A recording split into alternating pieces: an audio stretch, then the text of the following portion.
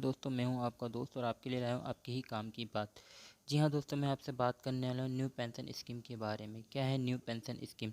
New pension scheme वो है जिसमें कर्मचारी जब अब जॉब कंटिन्यू करता है तो जॉब के ड्यूरेशन के अंदर उसकी सैलरी से कुछ फ़ंड को काटा जाता है। उस फंड को काटने के बाद जब एम्प्लॉय रिटायर्ड होता है तो उसका कुछ परसेंटेज जो उसके सैलरी से काटा जाता है उसमें सरकार के द्वारा कुछ परसेंटेज मिलाकर उस एम्प्लॉय को लास्ट में एक मुश्त राशि के रूप में दिया जाता है। और पुरानी पेंशन स्कीम के तहत क्या होता था, जब कोई एम्प्लॉय रिटायर्ड होता था तो जो उसकी सैलरी थी उसका कुछ आधा जो सैलरी का अमाउंट होता था वो उसे पेंशन के रूप में जब तक वो जीता है तब तक उसको दिया जाता था।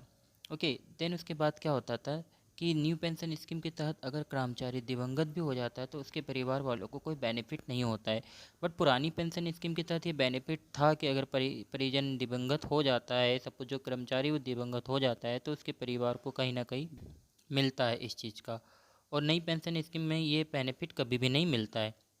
जी हाँ दोस्तों, और न्यू पेंशन स्कीम के तहत एक नई जानकारी और मिली है जिसके बारे में आपको मैं बता देता हूँ कि 1 अप्रैल 2020 से एम्प्लॉय पेंशन स्कीम के पेंशनर को रिटायरमेंट के 15 साल बाद फुल पेंशन की व्यवस्था फिर से लागू होने जा रही है।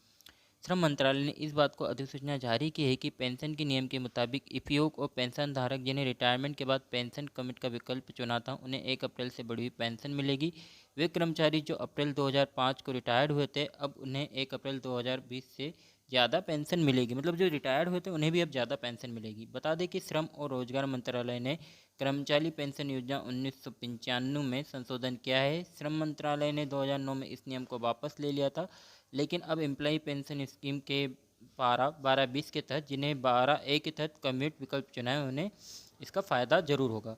मालूम कि मौजूदा व्यवस्था में एक कर्मचारी को जब रिटायरमेंट होता था पेंशन की 40% रकम एडवांस दी जाती थी, जबकि इसके बाद हर महीने वाली पेंशन स्कीम के तहत 8,000 रुपये जो होता था वो काट लिया जाता था।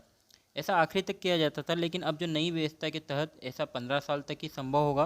15 साल बाद पेंशन का फुल पेंशन मुहैया कराई जाएगी। इससे करीब 63 लाख पेंशन भोगियों को फ़ायदा मिलने की उम्मीद है।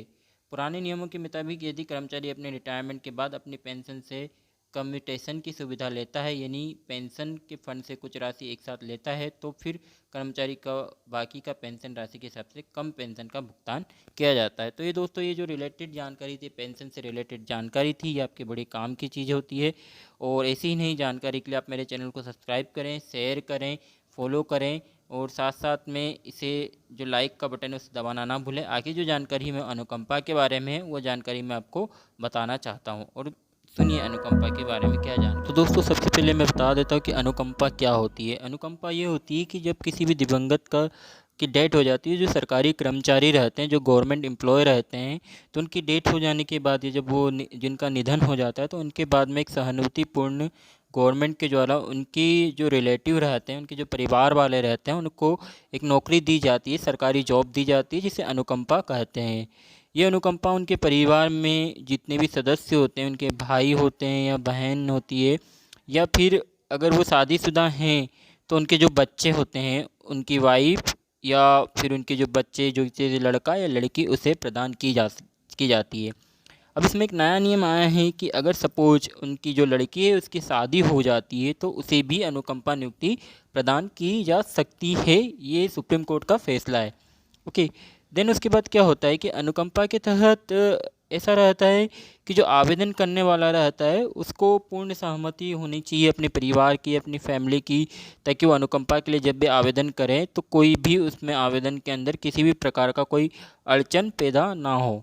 और ये अनुकंपा जब मिलती है तो अनुकंपा के तहत बहुत सारे रूल्स रहते हैं कि जैसे 3 साल तक आपको इतनी सैलरी मिलेगी। देन हो सकता है सरकार इस अनुकंपा को कभी वापस भी ले सकती है, बाकी आज तक तो ऐसा नहीं हुआ है, बट फिर भी जो रूल्स रहते हैं उसके बारे में आपको एक बार अवगत करा देता हूँ। साथ ही साथ ये सारे विभागों के अंदर प्रदान की जाती है, ऐसा नहीं है कि सिर्फ किसी एक विभाग के अंदर प्रदान की जाती है। जितने भी गवर्नमेंट एम्प्लॉय है उनको ये अनुकंपा प्रदान की।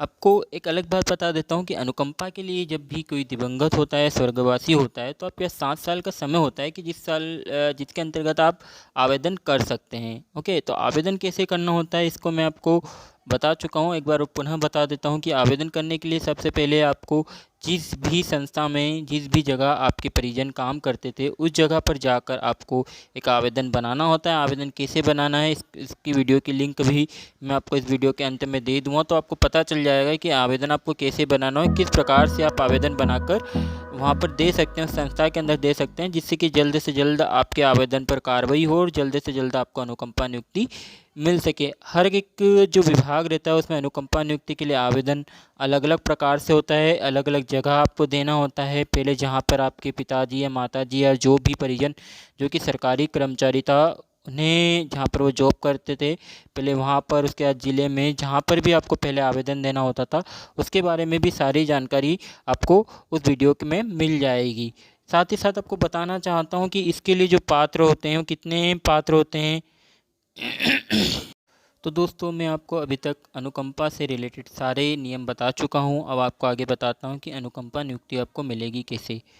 सपोज आपने अनुकंपा नियुक्ति के लिए आवेदन कर दिया है, उसके बाद में क्या होता है कि जो आपके डॉक्यूमेंट्स रहते हैं उसको गवर्नमेंट की तरफ से वेरीफाई किया जाता है, चेक किया जाता है कि जो डॉक्यूमेंट्स आपने उन्हें दिए हैं वो सही है, आप ही के द्वारा दिए गए हैं या नहीं दिए गए, संबंधित परिजन से आपका रिश्ता जो था वो सही था या नहीं था।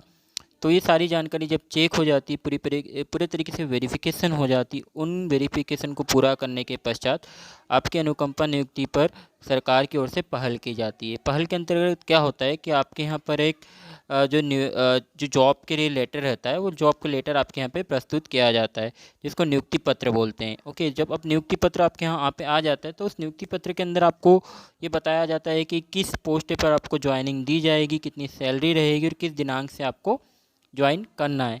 अब कुछ ही जगह ऐसा रहता है कि जैसे अनुकंपा नियुक्ति मिल रही है तो आपकी पढ़ाई जो अच्छी है, तो कुछ जॉब के अंदर ऐसा रहता है कि आपको ट्रेनिंग नहीं भी लेनी होती और कई जगह आपको ट्रेनिंग लेनी भी होती है। अगर आपको ट्रेनिंग लेनी होती है तो आपको उसके अंदर ट्रेनिंग डेट भी आपको दी जाती है और ट्रेनिंग डेट में आपकी सैलरी नहीं कटती है। ट्रेनिंग डेट के अंदर आपको सैलरी सरकार की तरफ से दी जाती है। देन उसके बाद में क्या होता है कि देन उसके बाद क्या होता है, जब आप पूरे तरीके से ट्रेनिंग कंप्लीट कर लेते हैं, जब आप ज्वाइनिंग करते हैं तो आपकी ट्रेनिंग का जो अमाउंट रहता है उसके साथ में इंक्रीज होने लगता है जब आप ज्वाइनिंग करते हैं। तो ये ज्वाइनिंग करने के बाद में जो आपका सैलरी का अमाउंट रहता है कहीं ना कहीं बढ़ने लग जाता है, धीरे धीरे आपकी पदोन्नति भी इसके अंदर होती है और आप अपनी अनुकंपा नियुक्ति का जो पद का फ़ायदा होता है उसे भी कहीं ना कहीं ले सकते हैं और इस फ़ायदे को अपने परिवार को बेनिफिट भी दिला सकते हैं। वैसे तो मैं यही कहना चाहूँगा कि भगवान किसी को ऐसा दिन ना दिखाए कि उसे अनुकंपा नियुक्ति की ज़रूरत पड़े, खुद ही इंसान अपने दम पे कुछ ऐसा कुछ करे कि उसे अनुकंपा नियुक्ति की ज़रूरत ना पड़े। बट फिर भी सब भगवान के आगे किसी के नहीं चली, अगर अनुकंपा नियुक्ति के लिए किसी को ज़रूरत पड़ती है तो इस प्रकार से वो आवेदन कर सकता है। किस प्रकार से उसे अनुकंपा नियुक्ति मिलेगी इसकी पूरी जानकारी मैंने इस वीडियो के माध्यम से आपको प्रदान कर दी गई है। फिर भी आपको नई जानकारी चाहिए तो आप मेरे कमेंट बॉक्स में आप मुझे लिख सकते हैं कि आपको ये जानकारी चाहिए, मैं पूरे तरीके से आपकी हेल्प करूँगा। आप मेरे चैनल को सब्सक्राइब कर सकते हैं, आप मेरे चैनल को शेयर कर सकते हैं, लाइक कर सकते हैं और निवेदन है कि सब्सक्राइब ज़रूर करें, क्योंकि सब्सक्राइब करने से ज़्यादा से ज़्यादा तक लोगों तक पहुंचेगा और मेरी जो भी वीडियो है वो आपको टाइम टाइम पर मिलती रहेगी। धन्यवाद दोस्तों।